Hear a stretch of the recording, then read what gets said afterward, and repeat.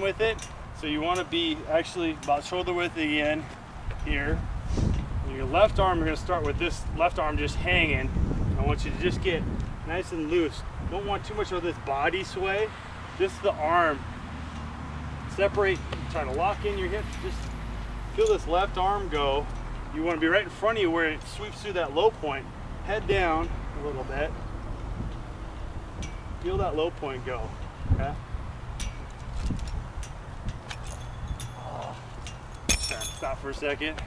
Next phase here, we're going to take that and you're going to feel that low point right here. Boom, low point, and then I want you to stand up with it. So do a few of those. Stand up. Stand up. Something popped. Left, right arm is just down by your side. Right arm down by your side. For now. Backwards. Whatever. Yeah. I know. You're right-handed, you're thrown over your left shoulder. So feel that, stand up. Then the next phase, I want you to take that low point and then you're going to jump. Okay? Swing, jump. Jump. Hit the low point first. You can feel it better without the fork. And don't turn too. Here's the key thing. Don't turn with it. Low point, stand up, jump. If anything, look straight ahead or slightly down. Okay? Everybody's gonna want to do this.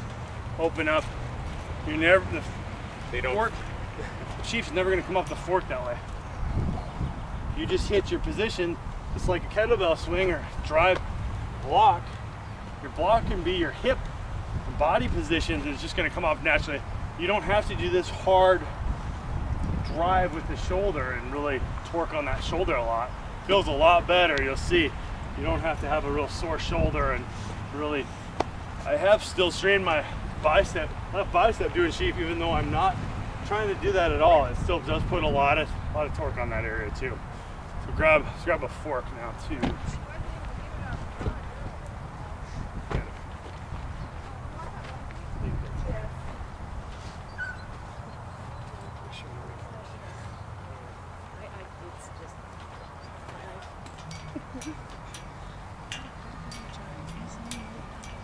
Harder to feel now, and you can do that as a warm-up. I did that for a couple years because sheaf is still not a comfortable event for me. It's still not something that feels natural. I still will come out, especially early in the season, I want to feel that position first before I go and grab the fork.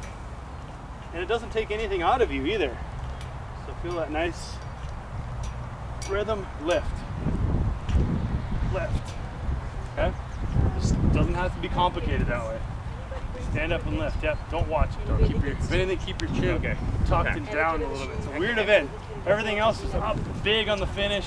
The sheaf, you're just trying to hold your positions and finish there too. What's your preference on grip? Hand grip? Yeah, that's a good question. Grip. See where my tape is right there. I used to go even wider. I felt like that really allowed me to use my legs at first, but I've changed that to a little bit wider than like a clean grip, a little wider than shoulder width too. I think narrower. I don't feel like it just carries over. It just doesn't feel enough of a power position. So again, playing around with that. Plus spinning, that just feels right to me too.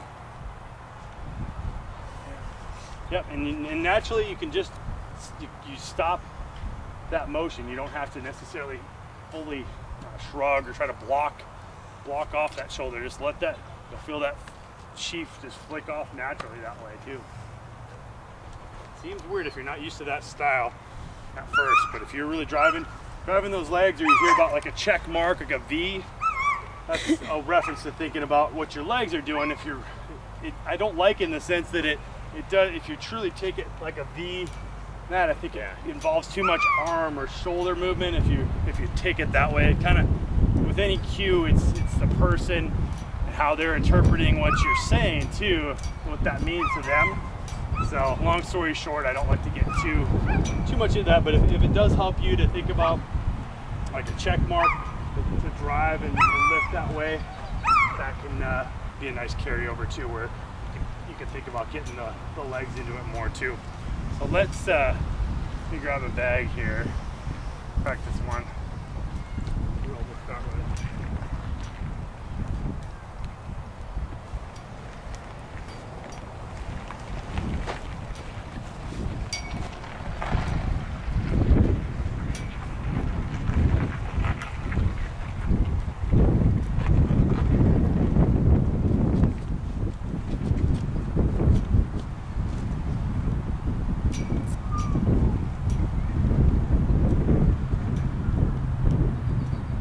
We can talk about how you're forking the bag first, because that's important on this one. And the fork you have, we can play around with different forks too. So try to be careful with, and use, if you can for today, use the same holes, or ask if you're going to use different holes, because this one with the 3-tine, these are like the loose holes if you like the looser feel to it. This part's well broken in, but I like, especially for drills and standing, I'll just use these holes right there that are already there. So you want to find that position and push it back till you feel it stretch.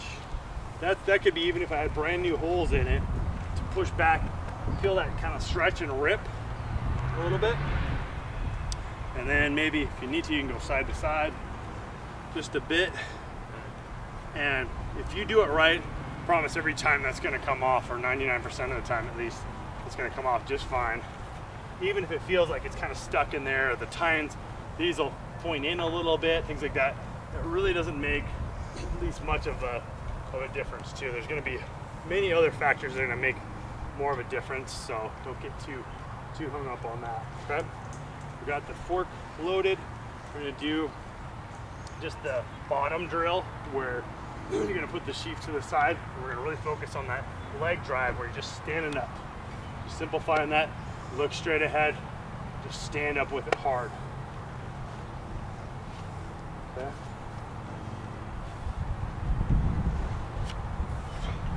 Didn't even look at it as I was throwing, just try to lift.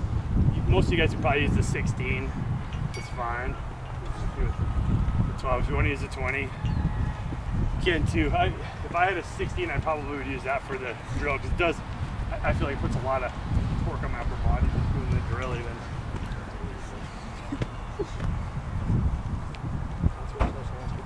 What's that?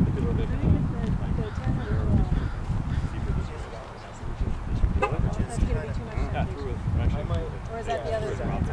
Oh, really? It looks like that's cool. Yeah.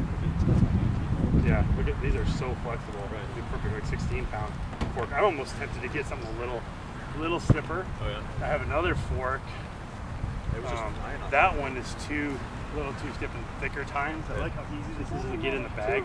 So ideally I'd have something in between, because this one, once I'm up over, 28, I've never gotten, we have to go 27, 30 every time. I never get shot at any other heights, but once I'm over about 27, it starts flying off the side a little bit too. So yeah, so I'm just not sure what to. Right, when I tried this fork, the first time I tried to spin on it, it launched out of the crowd. Yeah, usually especially with the antique ones, it'll do that. You really have to keep the arms long and smooth with it too. Where do you get?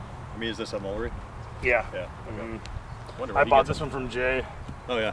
O'Neill originally. Right, I thought it looked familiar. Yeah, he didn't want it. I don't know why he didn't want it. I guess he didn't like the way the tines come in like that too. It's still on. Say record on the top.